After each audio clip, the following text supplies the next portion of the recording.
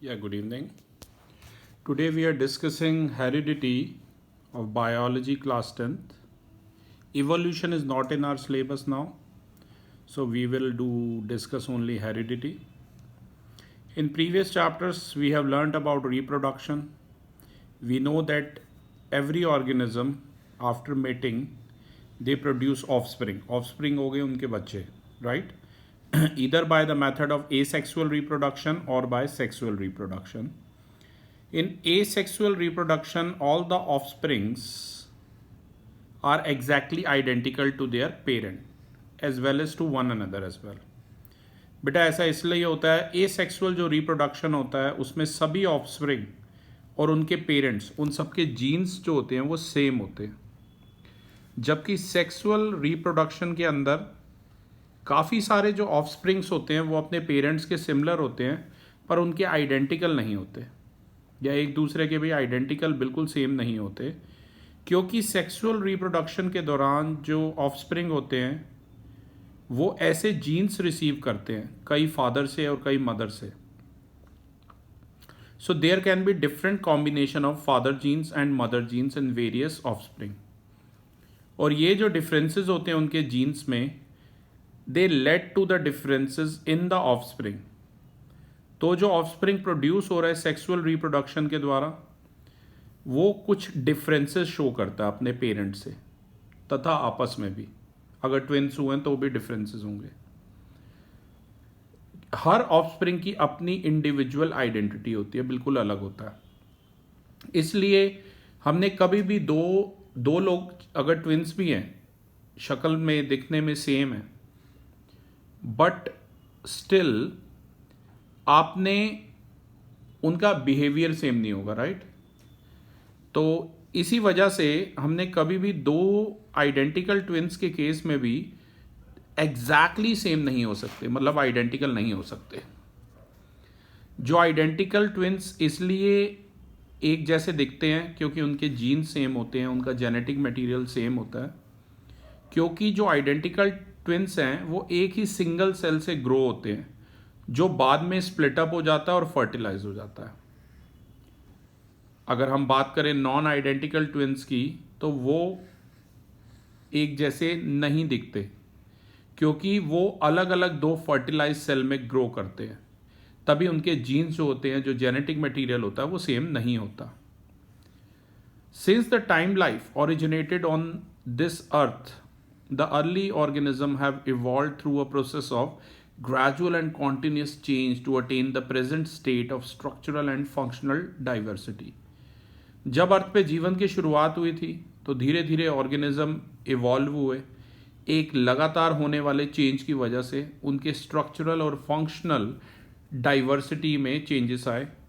इस चैप्टर में हम यही पढ़ेंगे कि कैसे ऑफस्प्रिंग्स इनहेरिट करते हैं उन कैरेक्टरिस्टिक्स और फीचर्स को जो वो उन्हें अपने पेरेंट से मिलते हैं. इसी को हेरिडिटी कहते हैं, राइट? मैंने कहीं पढ़ा था कि एक जो ऑफस्प्रिंग है, एक जो बच्चा है, वो अपने 10 जनरेशन फादर और 10 जनरेशन मदर के ट्रेट्स जो हैं कैरी कर सकता है. How the primitive organism have produced more and more new species through a sequence of gradual changes over millions of years ago. आपको पता है लगातार होने वाला प्रोसेस है एवोल्यूशन. काफ़ी सारी स्पीशीज़ ने यही जो है चेंजेस आए हैं, ठीक है, समय के साथ साथ. हेरिडिटी और वेरिएशन के बारे में बात करें, हमारी जो लाइफ की शुरुआत है वो एक फर्टिलाइज एग सेल के द्वारा होती है जिसमें 46 क्रोमोसोम्स होते हैं, जिसमें से 23 क्रोमोसोम्स फादर के थ्रू और 23 मदर से रिसीव होते हैं. इस वजह से हमारे जो कैरेक्टरिस्टिक्स होते हैं कुछ हमारे फादर से मेल खाते हैं और कुछ हमारी मदर से मेल खाते हैं. जितने भी चिल्ड्रंस हैं जो ट्रेट्स जिन्हें अपने पेरेंट्स से मिलते हैं, फॉर एग्जांपल अगर फादर की हाइट अच्छी है, रंग थोड़ा गाढ़ा है, कर्ली हैं, hair brown eyes, knob nose, cleft chin है, जबकि दूसरी तरफ मदर की हाइट शॉर्ट है, she is fair, complexion, straight hair, black eyes, long thin nose and pointed chin है, तो जो बच्चे होंगे वो फादर या मदर किसी से भी जो हैं ट्रेट्स उनमें आ सकते हैं, राइट। ये बात ध्यान रखना, ऐसा ज़रूरी नहीं है कि सिर्फ फादर के ही आएंगे या सिर्फ मदर, किसी के भी आ सकते हैं। यानी कि मान लो एक बच्चे की तो हाइट उसमें अच्छी है, उसके कर्ली हेयर हैं, क्लेफ्ट चिन है, वो अपने फादर की तरह है, राइट। लेकिन दूसरा जो है उसका कॉम्प्लेक्शन फेयर है, ब्लैक आइज हैं, लॉन्ग थिन नोज है, वो अपनी मदर पे गया है। और हम ये भी कह सकते हैं कि जो दूसरा चाइल्ड है सेम पेरेंट का, उसके डार्क भी कॉम्प्लेक्शन, उल्टा भी हो सकता है। ऐसा भी हो सकता है कि दूसरा फादर पे जाए और पहले वाला मदर पे जाए, ठीक है। किसी के भी ट्रेट्स पेरेंट्स में से उनके ऑफस्प्रिंग जो है कैरी कर सकते हैं। दो अगर पेरेंट्स है, एक मेल और एक फीमेल, अगर वो इन्वॉल्व करते हैं सेक्सुअल रिप्रोडक्शन में, आपस में मेट करते हैं, सेक्स करते हैं और अपने ऑफस्प्रिंग प्रोड्यूस करते हैं, तो जो सेक्सुअली रिप्रोड्यूसिंग ऑर्गेनिज्म है वो सेक्स सेल प्रोड्यूस करता है, उन्हें मेल गैमेट्स कहते हैं, राइट। द मेल गैमेट जिसे स्पर्म कहते हैं वो फ्यूज करता है फीमेल गैमेट्स के साथ, फीमेल सेक्स सेल्स के साथ, उन्हें कहते हैं ओवम, राइट, या एग भी कहते हैं। उससे वो एक जायगोट फॉर्म करता है जो लगातार डेवलप होता है एक यंग वन में, राइट। इसी वजह से उनके ऑफस्प्रिंग में जो सिमिलैरिटीज आती हैं वो पेरेंट्स की आती हैं। हेरिडिटी इंफॉर्मेशन के हिसाब से, अगर हम हेरिडिटी इंफॉर्मेशन की बात करें तो वो सेक्स सेल में प्रेजेंट होते हैं पेरेंट्स के। ये जो गैमेट्स होते हैं ये एक तरह का लिंक है एक जनरेशन से दूसरे जनरेशन में, और वो फर्दर पास ऑन होता जाता है फादर और मदर के कैरेक्टरिस्टिक्स ट्रेट से उनके ऑफस्प्रिंग्स में, राइट। ये रिलेशन तब तक एग्जिस्ट करेगा लगातार हर जनरेशन में, जो लिंक, जैसे आप हो सकता है अपने ग्रैंड फादर या ग्रैंड मॉम पे भी जा सकते हो, उनके भी ट्रेट्स कैरी कर सकते हो, राइट। तो इसी को हम हेरिडिटी कहते हैं, ओके। अब एक सबसे इम्पॉर्टेंट जो फीचर है ह्यूमन बींग्स का या किसी भी ऑर्गेनिज्म का, वो है height, complexion, shape of hair और कलर ऑफ द आइज। जो शेप नोज और चिन की है एक्सेट्रा, उन्हें हम कहते हैं कैरेक्टर्स या ट्रेट्स कहते हैं। तो हम ये कह सकते हैं कि जो ट्रांसमिशन है इन कैरेक्टर्स का from parents to their offspring, उसको हम कहते हैं हेरिडिटी। सिंपल टर्म में अगर हेरिडिटी का मतलब होता है कि एक जनरेशन के फीचर जो हैं दूसरी जनरेशन में पास ऑन करें, इसी को बोलेंगे हेरिडिटी। हेरिडिटी की जो इंफॉर्मेशन है ये फर्टिलाइज एग, जिसे जायगॉट भी कहते हैं, उसमें प्रेजेंट होती है। एक जायगॉट ही डेवलप होता है पूरे के पूरे एक ऑर्गेनिज्म में, एक पर्टिकुलर टाइप के ऑर्गेनिज्म में। तो ऐसा हम ये भी कह सकते हैं कि जो हेरिडिटी की इंफॉर्मेशन होती है वो फर्टिलाइज एग के अंदर प्रेजेंट होती है, और जो एग होता है it laid down by a sparrow, always has sparrows. ये ध्यान रखना कि अगर एक चिड़िया का एग है तो वो चिड़िया ही देगा, पैदा करेगा, ठीक है ना, एक पिजन नहीं, कबूतर नहीं आ जाएगा। अगर कोई फीमेल डॉग है तो पपीज ही आएंगे, किटन्स नहीं आ जाएंगे, बिल्ली के बच्चे नहीं आ जाएंगे। Mother rabbit always bears baby rabbits and not puppies, and apple seeds always grow into apple trees, ठीक है ना, उससे मैंगो के ट्रीज नहीं बन जाएंगे। जो ऑफस्प्रिंग होते हैं वो इनहेरिट करते हैं ट्रेट्स ऑफ पेरेंट्स और फर्दर उन्हें रिजेंबल करते हैं क्लोजली। लेकिन ये जो रिजेंबलेंस होता है ये कंप्लीट नहीं होता हर तरीके से। कहने का मतलब है the offsprings are never a true copy of their parents.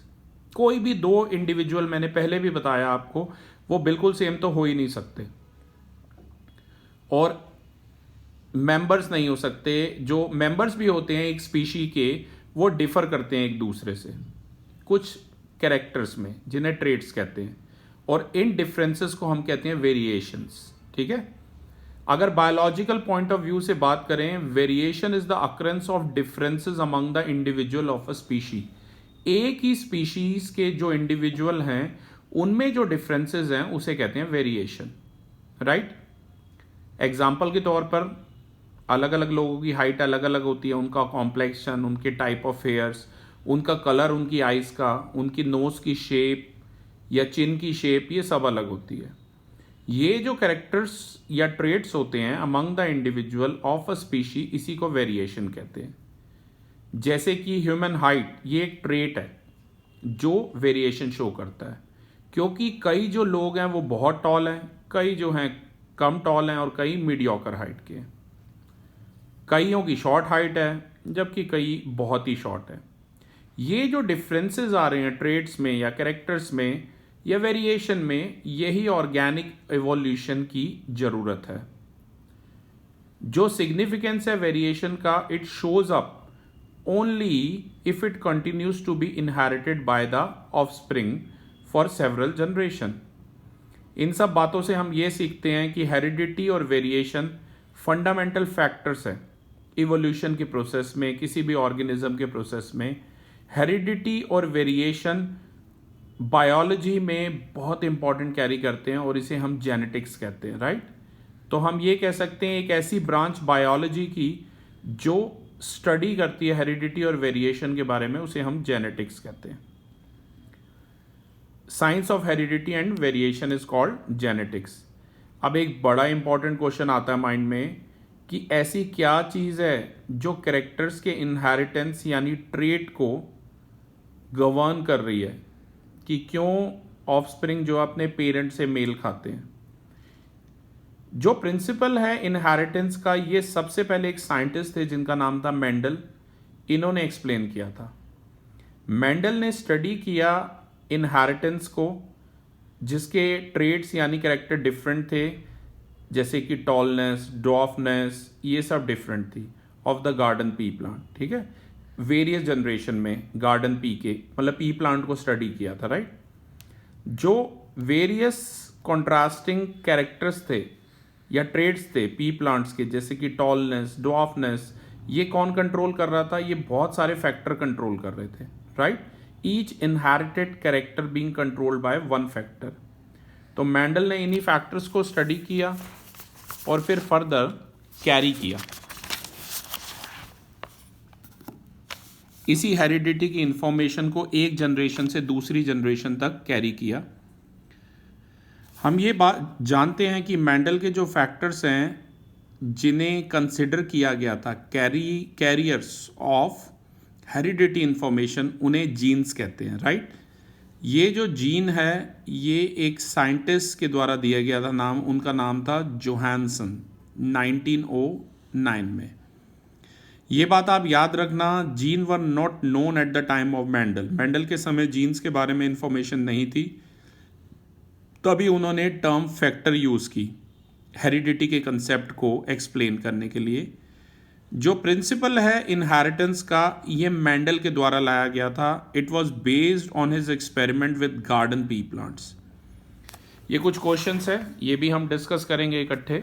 इसके बाद बात करते हैं क्रोमोसोम्स की। जैसा कि आप फिगर में भी देख सकते हैं, क्रोमोसोम थ्रेड लाइक स्ट्रक्चर्स होते हैं जो प्रेजेंट होते हैं न्यूक्लियस में सेल के, और इनके अंदर काम क्या होता है? ये हेरिडिटी इंफॉर्मेशन को कैरी करते हैं, ओके।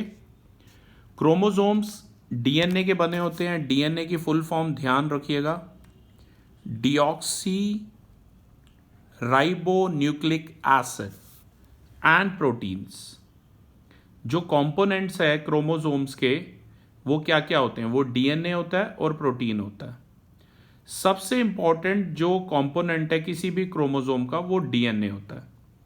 हर क्रोमोसोम कंसिस्ट करता है ऑफ 2 स्ट्रैंड्स, जिन्हें थ्रेड भी कहते हैं, और इन्हें क्रोमैटिड्स भी कहते हैं, जैसे कि आप फिगर में देख सकते हैं, राइट। ये जो 2 क्रोमैटिड्स हैं किसी भी क्रोमोसोम के, ये जॉइंड होते हैं आपस में, और इनका एक मतलब किस पॉइंट से जिस पॉइंट पर ज्वाइन होते हैं उस पॉइंट को क्या कहते हैं? Centromere, right. हर स्पीशी में मैंने पहले ही आपको बताया कि फिक्स नंबर ऑफ क्रोमोसोम होते हैं उसके हर सेल में। जैसे मैंने बताया इंसानों में 46 क्रोमोसोम्स होते हैं हर किसी के सेल में। The chromosome of each species occur in pairs, और पेयर में अकर करते हैं, यानी कि अगर कोई पेयर है क्रोमोसोम का तो उसमें एक क्रोमोसोम फादर से आया होगा और एक मदर से आया होगा, और हमारे अंदर टोटल 23 पेयर्स होते हैं क्रोमोसोम्स के, राइट। ये बात ध्यान रखना। हर बॉडी सेल के अंदर। जो दो क्रोमोसोम हैं in a pair of homologous chromosomes वो सेम साइज और शेप के होते हैं, पर जो क्रोमोसोम्स हैं ऑफ वन होमोलोगस पेयर, जैसे आप देख सकते हैं फिगर में भी, पहला वाला जो है अ पेयर ऑफ होमोलोगस क्रोमोसोम्स है और जो दूसरा वाला it is another pair of homologous chromosomes. तो एक होमोलोगस वो डिफर करता है साइज और शेप में from the chromosome of another pair of homologous chromosome, यानी कि जो हर क्रोमोसोम का होमोलोगस पेयर है उसमें जीन्स होते हैं सेम कैरेक्टरिस्टिक्स के और सेम प्लेस पर। अब हम बात करेंगे डिफरेंट टाइप्स ऑफ क्रोमोसोम की। ये डिपेंड करता है पोजीशन ऑफ सेंट्रोमेर की, जो मैंने बताया था सेंटर में होता है। एक क्रोमोसोम की आर्म्स इक्वल भी हो सकती हैं या अनइक्वल भी हो सकती हैं। तो इन्हीं पोजीशन के बेसिस पर चार तरीके के क्रोमोसोम हैं। पहला है metacentric, then submetacentric, then acrocentric chromosome and then telocentric chromosome. चारों के डायग्राम्स आप सामने देख सकते हैं। ऐसा क्रोमोसोम जिसमें सेंट्रोमेर लगभग मिडल पॉइंट पर होता है और उसकी दो आर्म्स होती हैं और इक्वल लेंथ में होते हैं, उसे कहते हैं मेटासेंट्रिक, राइट, जैसा कि आप देख पा रहे हैं। और ऐसा क्रोमोसोम जिसमें सेंट्रोमेर थोड़ा सा अवे होता है मिडल पॉइंट से, राइट, और उसकी आर्म्स लगभग शॉर्ट होती हैं और दूसरी आर्म जो होती है लॉन्ग होती है, उसे कहते हैं सब मेटासेंट्रिक, जैसा कि आप देख सकते हैं फिगर में, ये वाला बी वाला। फिर है एक्रोसेंट्रिक, फिगर में आप देख सकते हैं। The characters in which the centromere is near the and so that one arm is very short, उसकी एक आर्म बहुत शॉर्ट होती है और दूसरी काफ़ी लॉन्ग होती है, उसे कहते हैं एक्रोसेंट्रिक क्रोमोसोम। और एक ऐसा क्रोमोसोम जिसमें सेंट्रोमेर टिप पर होता है उसे क्या कहते हैं, टेलोसेंट्रिक क्रोमोसोम कहते हैं, राइट। क्लास इसके बाद हम बात करेंगे डाइप्लॉइड और हैप्लॉइड नंबर ऑफ क्रोमोसोम्स की। पढ़ा होगा आई होप आपने ये सब। हर जो स्पीशी होती है, मैंने पहले ही बताया, उसमें फिक्स नंबर ऑफ क्रोमोसोम्स होते हैं उसके सेल्स में। जैसे कि ह्यूमन बींग्स में मैंने बताया था 46 क्रोमोसोम होते हैं हर बॉडी सेल में। ये जो 46 क्रोमोसोम हैं किसी भी ऑर्डिनरी ह्यूमन सेल में 23 डिफरेंट काइंड्स के होते हैं, मतलब 2 क्रोमोसोम होते हैं हर टाइप के। और ये जो 2 क्रोमोसोम्स होते हैं हर तरीके के, उसे क्या कहते हैं, होमोलोगस क्रोमोसोम कहते हैं। एक ऐसा सेल जिसमें फुल नंबर ऑफ क्रोमोसोम्स होते हैं with 2 of its each kind, उसे कहते हैं डिप्लॉइड सेल। दूसरे शब्दों में हम ये भी कह सकते हैं कि जो एक डिप्लॉइड सेल है उसमें 2 सेट्स होते हैं हर टाइप ऑफ क्रोमोसोम के। हम ये भी कह सकते हैं कि जो ऑर्डिनरी बॉडी सेल्स है ह्यूमन बींग्स में, उसमें डिप्लॉइड नंबर ऑफ क्रोमोसोम्स होते हैं। Diploid number of chromosomes specific है किसी भी स्पीशीज के लिए, और जो ऑर्डिनरी बॉडी सेल है ह्यूमन बींग्स का वो 46 क्रोमोसोम कंटेन करता है, मतलब वो डिप्लॉइड सेल्स हैं या वो diploid number of chromosome contain करते हैं। जो गैमेट्स हैं ह्यूमन बींग्स के वो डिफरेंट होते हैं फ्रॉम देयर बॉडी सेल्स, क्योंकि उनके अंदर सिर्फ आधे ही क्रोमोसोम्स प्रेजेंट होते हैं। एक ऐसा सेल जिसमें नंबर ऑफ क्रोमोसोम्स बिल्कुल हाफ होते हैं विद 1 ऑफ ईच काइंड, उसे कहते हैं हैप्लॉइड सेल। दूसरे शब्दों में हम ये भी कह सकते हैं कि जो हैप्लॉइड सेल है उसके अंदर एक सेट है हर तरीके के क्रोमोसोम्स का। गैमेट्स यानी कि सेक्स सेल्स, उनमें हैप्लॉइड नंबर ऑफ क्रोमोसोम्स होते हैं।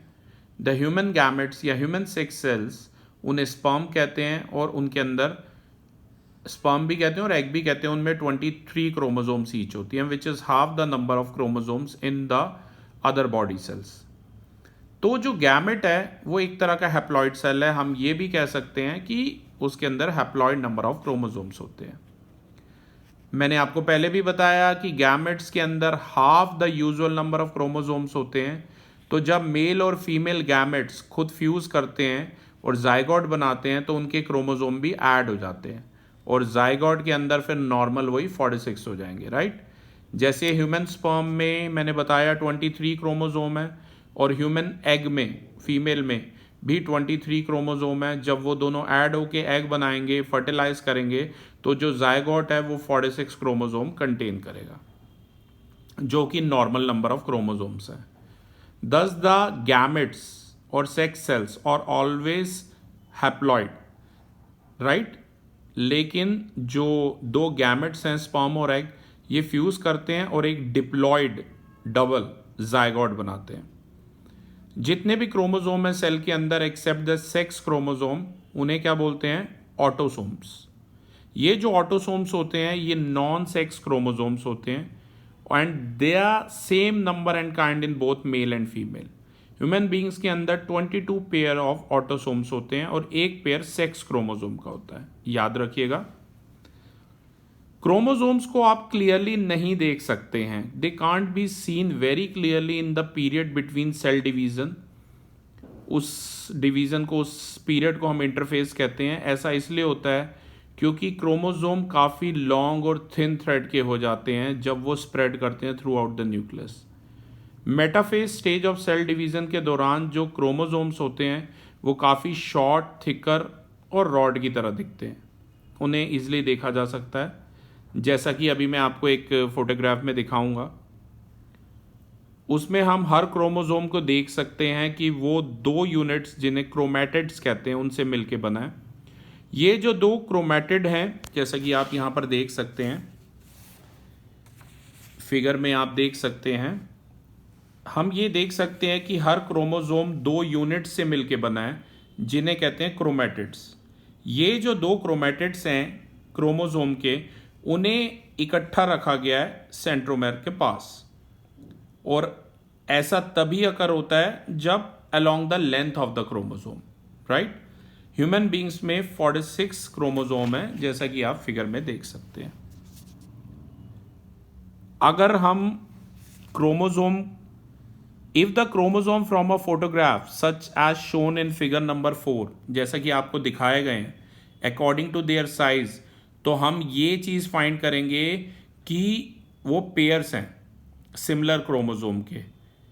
तो इन्हें हम रेफर करते हैं होमोलोगस पेयर, क्योंकि वो दिखने में एक ही जैसे होते हैं।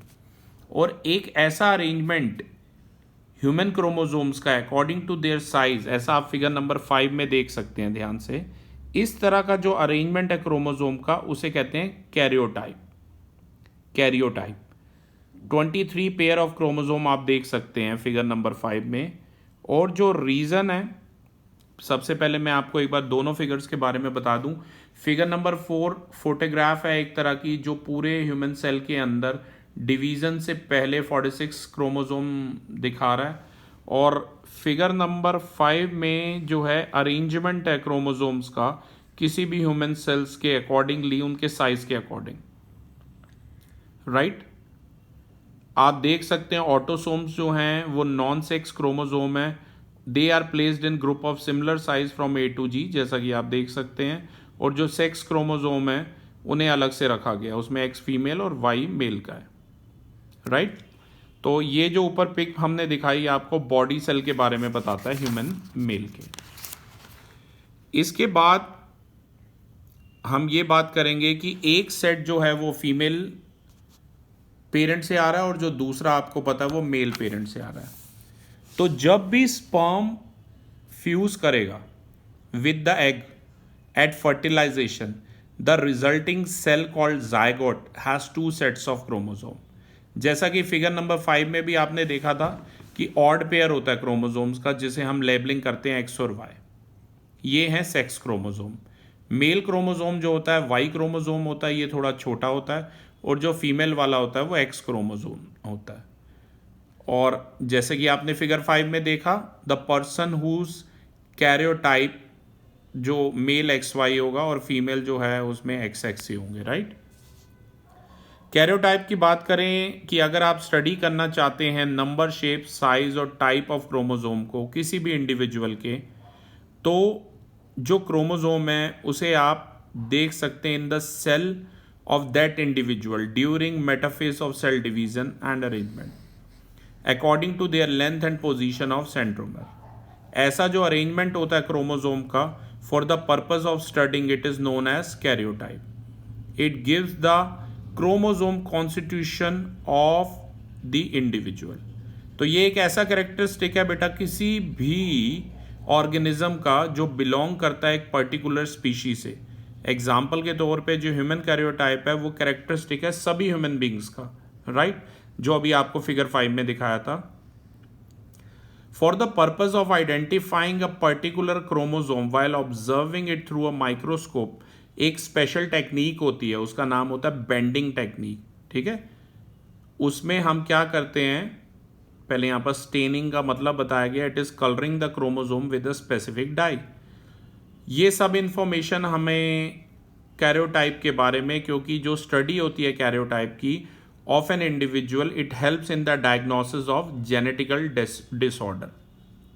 अभी आपको ये बात समझ आ जाएगी एक एग्जांपल से. जैसे डाउन सिंड्रोम के बारे में आपने सुना होगा. इस फिगर को ध्यान से देखिए, इसमें किसी भी एक क्रोमोसोम है किसी भी नॉर्मल गर्ल चाइल्ड का, ठीक है ना. 21 क्रोमोसोम जो है, 21 क्रोमोसोम है, आप देख सकते हैं, जो नॉर्मल है. कोई भी अगर वेरिएशन आएगा in the number of chromosome, कि अगर इंक्रीज करेंगे या डिक्रीज करेंगे फ्रॉम द नॉर्मल नंबर, और a change in the shape of a chromosome during the fertilisation, तो इससे काफ़ी ज़्यादा एबनॉर्मलिटी या डिसऑर्डर प्रोड्यूस हो सकता है बच्चे में आफ्टर बर्थ. ऐसी एबनॉर्मलिटीज़ या डिसऑर्डर्स को कहते हैं जेनेटिक डिसऑर्डर. सबसे कॉमन जो जेनेटिक डिसऑर्डर है हेरिडिटी डिसऑर्डर में, उसे कहते हैं डाउन सिंड्रोम. ये क्यों कॉज होता है? It is cause by the inheritance of an extra 21 chromosome. Down syndrome एक ऐसी कंडीशन है which is caused by the inheritance of an extra 21 chromosome, जिसमें पूरा मेंटल डेवलपमेंट जो है, पूरा दिमाग का विकास, मेंटल डेवलपमेंट नहीं हो पाता है. अब हम इस सिंड्रोम के बारे में with the help of a karyotype, एक नॉर्मल पर्सन का आपको दिखाया हमने. अब दिखाते हैं कि जो देखिए कोई ह्यूमन फीमेल थी जो डाउन सिंड्रोम से सफ़र कर रही थी. जो 21 क्रोमोसोम है उसका ध्यान से देखिए, वो 21 वाला जो क्रोमोसोम है वो उसका नॉर्मल नहीं है. जैसे यहाँ पर था ये नॉर्मल था, और यहाँ पर जो है ये नॉर्मल नहीं है, राइट. फिगर नंबर 6 में जो पहले आपको दिखाया गया था उसमें कैरियोटाइप था नॉर्मल गर्ल चाइल्ड का, जो 21 वाला पेयर है. मैं बार बार दिखा रहा हूँ, ये देखिए 21 पेयर, ये नॉर्मल है, राइट. 2 क्रोमोसोम है 21 पेयर में, 20, ठीक है ना, विच इज़ परफेक्टली नॉर्मल. लेकिन इस फिगर को देखिए, फिगर नंबर 7 को देखिए, इसमें जो कैरियोटाइप है chromosome of a girl child का, जो जेनेटिक डिसऑर्डर से सफ़र कर रही है, उसमें आप ध्यान से देख सकते हैं, राइट. ये देखिए, मैं थोड़ा और जूम इन करके आपको दिखाता हूँ. जो 21 क्रोमोसोम है in the cell of the girl child, इसका मतलब उसमें एक एक्स्ट्रा क्रोमोसोम नंबर 21 में प्रेजेंट है. इस एक्स्ट्रा क्रोमोसोम का सेल में प्रेजेंट होने की वजह से बच्चे में ये डिसऑर्डर आया है जिसका नाम है डाउन सिंड्रोम. अगर कोई भी बच्चा डाउन सिंड्रोम से सफ़र करता है तो उसके अंदर मेंटली रिटार्ड होने के चांसेस बढ़ जाते हैं. उसकी फ्लैटेंड नोज होगी, उसके ईयर्स डिफेक्टिव होंगे, वाइडली सेपरेटेड उसकी आइज़ होंगी, उसकी नेक थोड़ी सी छोटी होगी, उसकी टंग प्रोट्रूडिंग होगी, राइट, और स्मॉल और स्टबी हैंड और फीट होंगे. इसके बाद बात करेंगे प्रोकैरियोट्स और यूकैरियोट्स के बारे में. ऐसे यूनिसेलुलर ऑर्गेनिज्म जिनमें सेल के अंदर they don't have any membrane bound organelles, उन्हें क्या कहते हैं? प्रोकैरियोट्स कहते हैं, राइट. उनमें इनका कोई रियल न्यूक्लियस नहीं होता. जितने भी बैक्टीरिया हैं और certain other unicellular micro organism हैं उन्हें क्या कहते हैं? प्रोकैरियोट्स. और ऐसे ऑर्गेनिज्म जिनके सेल प्रोसेस करते हैं एक nucleus bound by A membrane, उसे क्या कहते हैं? यूकैरियोट्स कहते हैं. ये मल्टी सेलुलर होते हैं. एनिमल्स, प्लांट, फंगाई, ये सब यूकैरियोट्स हैं. अब बात करेंगे organisation of chromosome in the prokaryotic cell is as simple as compare to the eukaryotic cell. Prokaryotes के अंदर सिर्फ एक ही तरीके का क्रोमोसोम होता है. जो शेप होती है प्रोकैरियोट क्रोमोसोम की वो सर्कुलर होती है. और इसके अलावा वो डीएनए से मिलकर बना होता है, एसोसिएटेड विद फ्यू प्रोटीन्स। जबकि यूकैरियोट्स की बात करें तो उनमें काफ़ी सारे क्रोमोसोम्स होते हैं which are in pairs. Eukaryotic chromosomes जो होते हैं लीनियर होते हैं शेप में। इसके अलावा ये डीएनए और थोड़े और प्रोटीन से मिलकर बने होते हैं। इन्हें आप इजीली देख सकते हैं by the process of cell division. तो बेटा यूकैरियोटिक क्रोमोसोम काफ़ी ज़्यादा कॉम्प्लेक्स होते हैं देन प्रोकैरियोटिक क्रोमोसोम्स। ये जो क्रोमोसोम्स होते हैं यूकैरियोटिक सेल में ये काफ़ी ज़्यादा कॉम्प्लेक्स होता है क्योंकि ये मल्टी सेलुलर ऑर्गेनिज्म में अकर करता है और काफ़ी सारे फंक्शन उसमें परफॉर्म करते हैं। तो क्लास ये था फर्स्ट वीडियो। इसका नेक्स्ट वीडियो में हम जीन्स और डीएनए के बारे में बात करेंगे। Thank you.